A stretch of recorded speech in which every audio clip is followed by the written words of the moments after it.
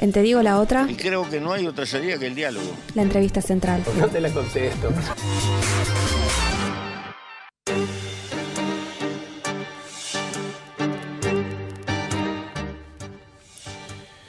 En el día de hoy, 9 de julio, hubo fallo de la primera Corte de Apelación de Roma, donde en el juicio en el cual hay 27 militares sudamericanos involucrados en la desaparición de detenidos desaparecidos aquí en el Cono Sur, en el marco del Plan Cóndor. Y este fallo de la primera Corte de Apelación de Roma,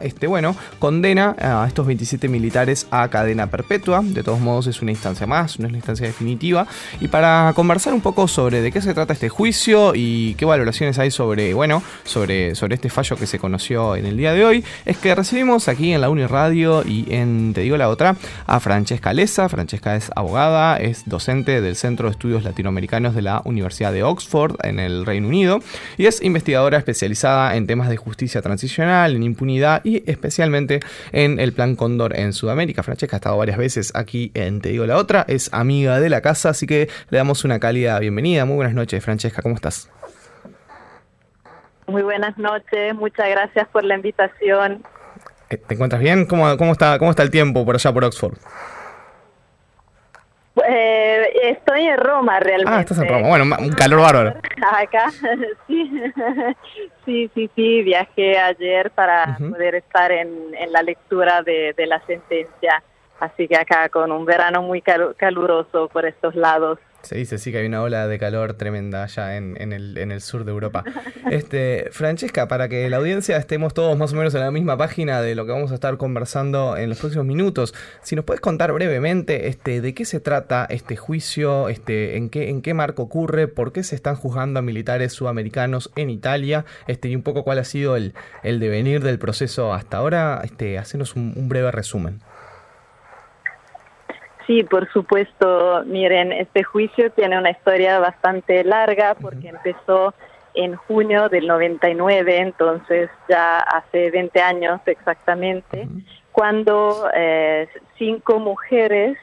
uruguayas y una mujer argentina decidieron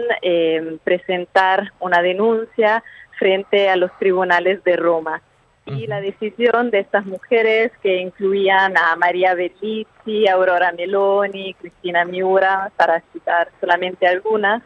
fue debido al hecho de que en el Uruguay en este momento estaba vigente la ley de caducidad que no permitía realizar investigaciones sobre las violaciones de derechos humanos del terrorismo de Estado. Y también en Argentina en ese momento también estaban vigentes las leyes de impunidad por ahí. Entonces, estas mujeres que desde el momento de la desaparición y del asesinato de sus seres queridos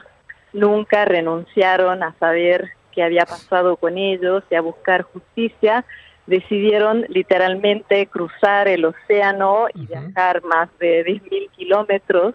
para poder presentar esta denuncia frente a los tribunales acá en Roma, ya que el Código Penal italiano permite que se realicen juicios cuando víctimas italianas son, sus derechos han sido vulnerados en el exterior. Y como los familiares de estas mujeres que yo les mencioné eran ciudadanos italianos también, eso le permitía esta oportunidad adicional de poder utilizar los tribunales acá en Italia para intentar lograr justicia y superar esa muralla de impunidad que existía en el Cono Sur en ese momento. Y entonces, después del caso Pinochet del año 98, que marcó realmente una ruptura en el tema de derechos humanos, estas mujeres decidieron seguir ese ejemplo e intentar utilizar los tribunales de Roma para lograr verdad y justicia. Y en estos 20 años la causa creció bastante porque se sumaron más casos de ciudadanos italianos y también casos de ciudadanos uruguayos que habían sido imputados a Trócoli y cuando él se escapó a Italia, Italia incorporó esos casos al juicio para que él fuera juzgado acá. Entonces en estos 20 años realmente se creó una causa bastante grande donde hay casos de más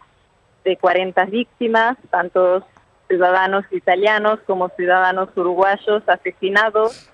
en el marco de la Operación Cóndor, y ahora quedaron 24 imputados,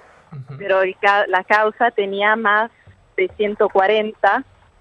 pero lamentablemente el paso del tiempo juega a favor en estos casos de la impunidad biológica, y entonces muchos de ellos han fallecido durante la etapa de investigación y algunos de ellos también en etapa de juicio y de apelación. Ajá. Bien, Francesca, para seguir, contextualizando y metiéndonos en lo que fue la sentencia del día de ayer, esta sentencia es en segunda instancia. A comienzos del año habíamos tenido la noticia de que un primer tribunal en realidad los había absuelto o había decretado algunas penas más pequeñas, ¿no? ¿Qué fue lo que cambió entre la primera sentencia y la segunda? ¿Hubo una apelación? ¿Cómo fue el proceso? Claro, sí, la sentencia de primera instancia se dio en enero del 2017 y en ese momento la Corte de Asís de Roma había condenado a los jefes, se puede decir, de la Operación Cóndor. En ese momento dictó en el 2017 8 sentencias de cadena perpetua contra los altos mandos de la Operación Cóndor. Esos incluían, por ejemplo, en ese momento a Juan Carlos Blanco, ex canciller de Uruguay, pero también Francisco Morales Bermúdez, expresidente del Perú.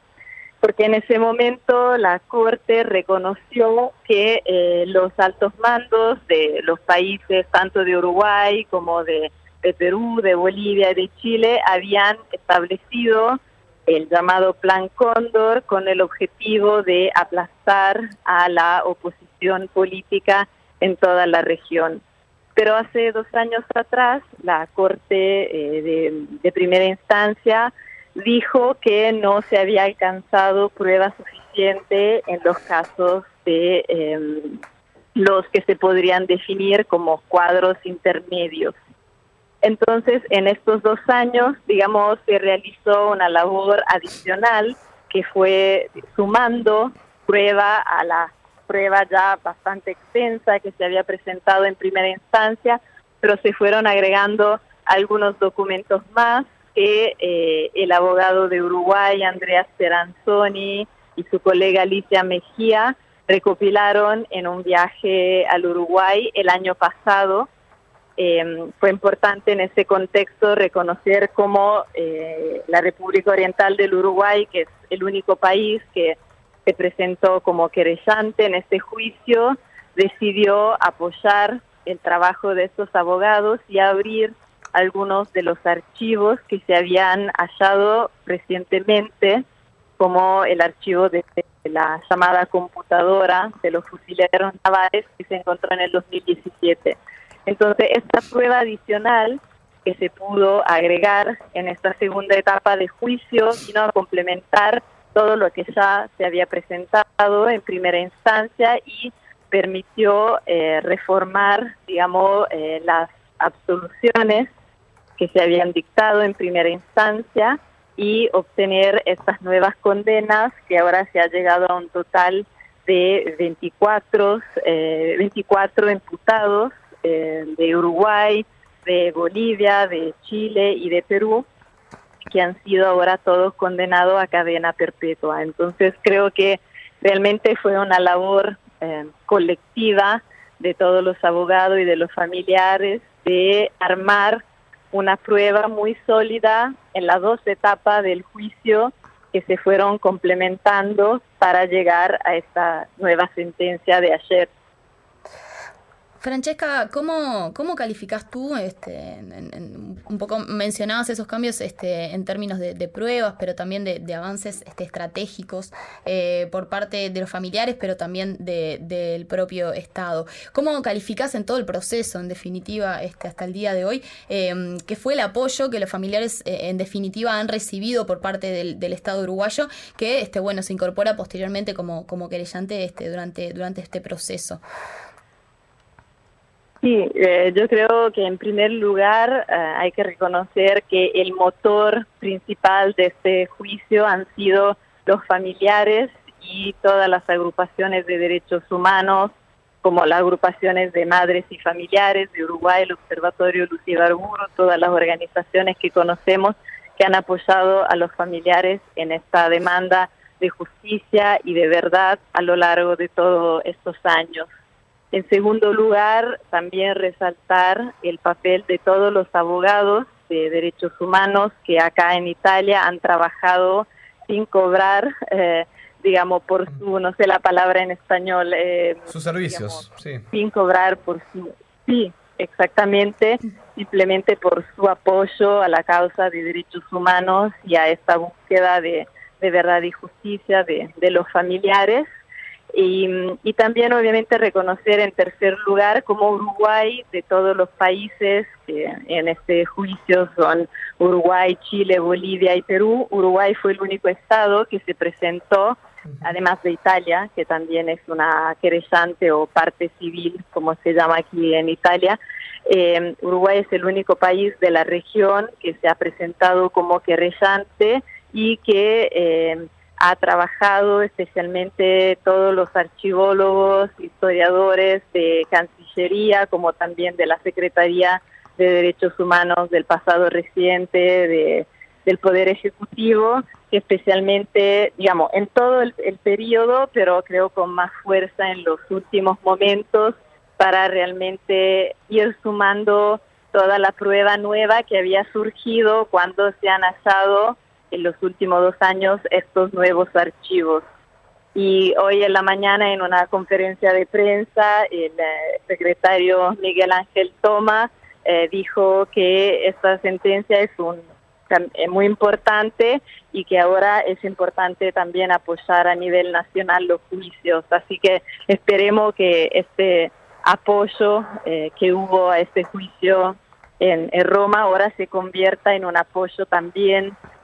más fuerte a los juicios en Uruguay, ya que hay muchísimas causas que han estado frente a los tribunales, algunas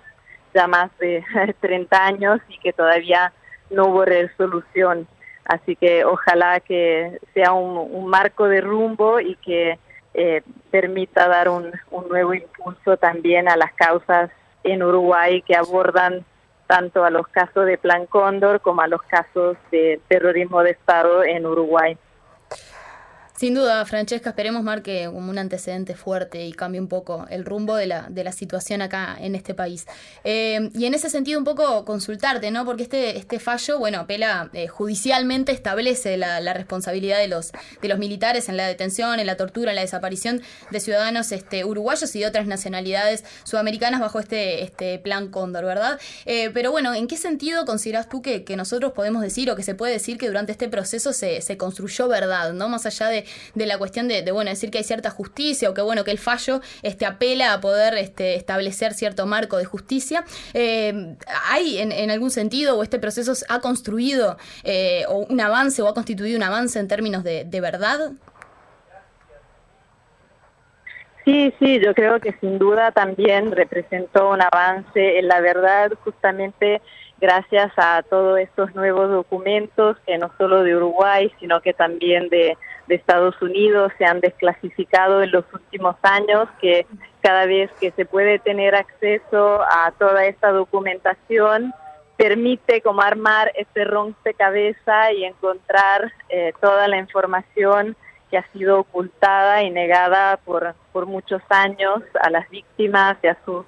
familiares en este esfuerzo de reconstruir lo que pasó. También hay que recordar que en el juicio acá en Roma participaron más de 100 testigos que viajaron tanto de Uruguay como de Chile, como de Bolivia, como de Brasil, de Argentina, de muchísimos países que han aportado sus testimonios frente al tribunal y que han permitido reconstruir las historias de las víctimas y tanto de su militancia política y social como también de los delitos que que le tocó sufrir, tanto en los secuestros y en la tortura y en los asesinatos. Realmente creo que se avanzó mucho en aclarar cómo había un patrón común en todos estos casos, donde se empezaba por el secuestro, posteriormente la detención ilegal y la tortura, y finalmente desaparición o asesinatos de las víctimas. Y creo que ahora todavía no han salido los fundamentos detallados de la sentencia que se esperan para octubre, pero suponemos, y por lo que escuché en las conferencias de prensa de hoy y ayer, los abogados han dicho que realmente se ha armado esa cadena, digamos, esta secuencia de momentos, y cómo ya desde el momento del secuestro los imputados sabían de que eso era el comienzo de un camino de muerte de las víctimas. Entonces creo que realmente es un esfuerzo muy grande para intentar avanzar cada vez más en la verdad y intentar llenar ese vacío que ha existido hasta ahora, ya que los mismos estados que han cometido los crímenes no han brindado generalmente la información, sino que han sido los familiares, las agrupaciones de derechos humanos y los abogados que han tenido que armar este rompecabezas, y los juicios, tanto aquí en Roma como el juicio Cóndor en Argentina, y los juicios también que han tenido lugar en Chile y en Uruguay, permiten cada vez de sumarles pedazos de verdad para intentar armar todas estas historias. Bien, Francesca, te cambio, aunque sea, te cambio un poquito de tema en realidad, ¿no? Y bueno, queríamos saber un poco y conocer cómo sigue la causa que te implica aquí en Uruguay, que tiene que ver con la amenaza del comando Barnex, esa amenaza que hicieron hace ya un par de años atrás, una amenaza de muerte a distintos investigadores, investigadoras, militantes de derechos humanos, integrantes de distintos colectivos, y es una amenaza que, luego deriva en una denuncia, pero no ha tenido mucha resolución, ni ha tenido como un recorrido muy efectivo esa denuncia, y por lo tanto no se sabe en definitiva quién hizo esa amenaza y desde qué lugar se instaló, ¿no? Queríamos consultarte un poco cómo seguía esa causa, y bueno, sí es cierto que el Ministerio del Interior había convocado a los implicados, a las implicadas para dar parte de los avances en la investigación sobre el tema. Sí es cierto que esa comunicación, esa instancia se dio, y si quedaron, los deja conformes o les deja conformes los avances que se han realizado en esta investigación. Sí, mira, la causa prácticamente no ha avanzado. No sabemos nada más de lo que sabíamos hace 2 años atrás, casi 2 años y medio, la verdad, porque la amenaza fue en febrero y ya casi estamos en agosto, entonces ya casi 2 años y medio desde esa amenaza. No hubo ningún avance, a tal punto que yo junto con las otras 12 personas amenazadas, hicimos una carta abierta al presidente Vázquez en el 2018, a las que no hemos tenido respuesta, y este año, en febrero, decidimos presentar una petición frente a la Comisión Interamericana contra el Uruguay por varios temas, especialmente la denegación de justicia, porque no vemos que se haya tomado esta investigación con la seriedad debida y no se han hecho, nos parece, en nuestra opinión, por lo menos todos los esfuerzos que se podrían haber hecho en aclarar quién había realizado esta amenaza. Lo último que te puedo comentar es que a raíz de la visita de la relatora para Uruguay y la relatora de Memoria y Verdad y Justicia, Antonia Urrejola, que viajó al Uruguay a fines de mayo este año, después de sus, reclamos, se realizó una reunión con representantes del Ministerio del Interior, en particular la doctora Estela González, que se reunió con aquellos amenazados que viven en Uruguay y que pudieron concurrir a esa reunión en junio, donde comentaron algunos de las averiguaciones que se habían llevado adelante, pero ninguna de esa averiguación había dado resultados concretos. Entonces, seguimos todavía sin ningún avance en saber quién realizó esta amenaza. Y no sabemos, después de esa reunión, que fue ya hace un mes atrás, no hemos tenido ninguna otra noticia y ninguna otra novedad. Nosotros, como partes en esta causa, hemos en muchas oportunidades brindado sugerencias, pistas, ideas, caminos que en nuestra opinión se deberían consultar para intentar aclarar, pero ninguno de ellos hasta ahora ha sido tomado. Entonces, básicamente seguimos en lo mismo de hace 2 años atrás, lamentablemente. Bien, Francesca, para finalizar, te queremos consultar, bueno, supongo que lo has estado siguiendo, viste que los primeros meses en Uruguay, bueno, la temática de los derechos humanos estuvo bastante sobre la mesa, hubo algunos cambios también institucionales por parte del presidente de la República, Tabaré Vázquez, quien destituyó al ex comandante Manini Ríos, posteriormente otro comandante que también duró apenas unas horas, y finalmente se designó a Feola como comandante en jefe del ejército, y además, hubo se conoció lo que fue la sentencia, digamos, del Tribunal de Honor del Ejército y otras declaraciones bastante aberrantes de Gabazo. Te queríamos preguntar, bueno, primero si has estado al tanto, que nos imaginamos que sí, pero bueno, si has estado al tanto de todo este proceso y qué lectura haces de todos estos hechos. Sí, siempre, digamos, más allá de que ahora no puedo viajar al Uruguay, lamentablemente, por este tema de la amenaza, siempre trato de estar pendiente de todo lo que pasa vinculado al tema de derechos humanos, y en relación a todos los hechos que vos comentabas recién. Lo que me parece que hay que resaltar y que pensar en este contexto es cómo desde el momento del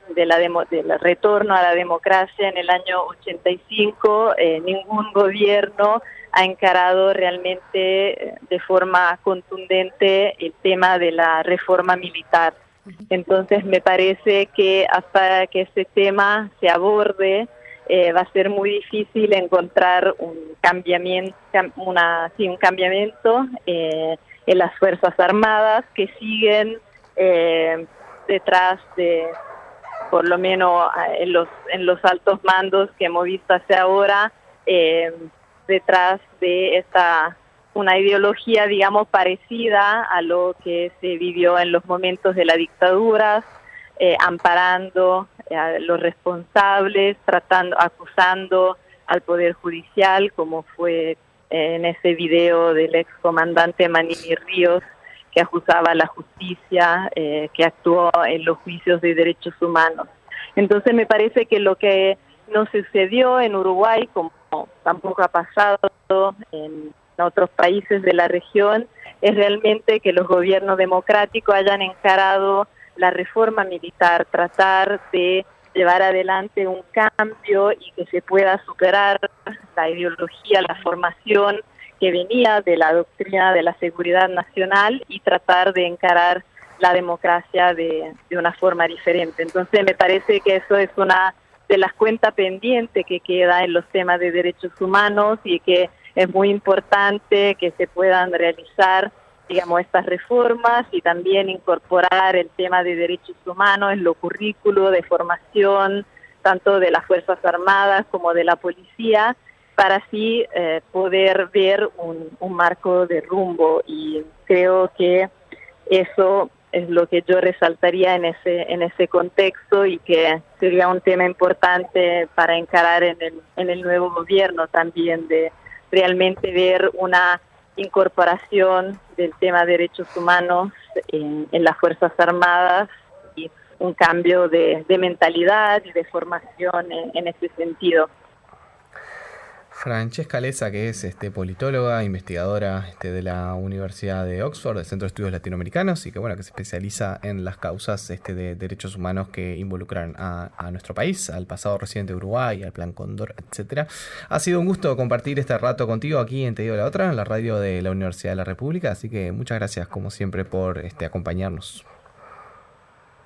Muchas gracias a ustedes y a las órdenes siempre. Un abrazo grande. Te digo la otra. Yo no lo hice público, ellos se lo subieron a las redes. Búscanos en Facebook, Twitter y YouTube.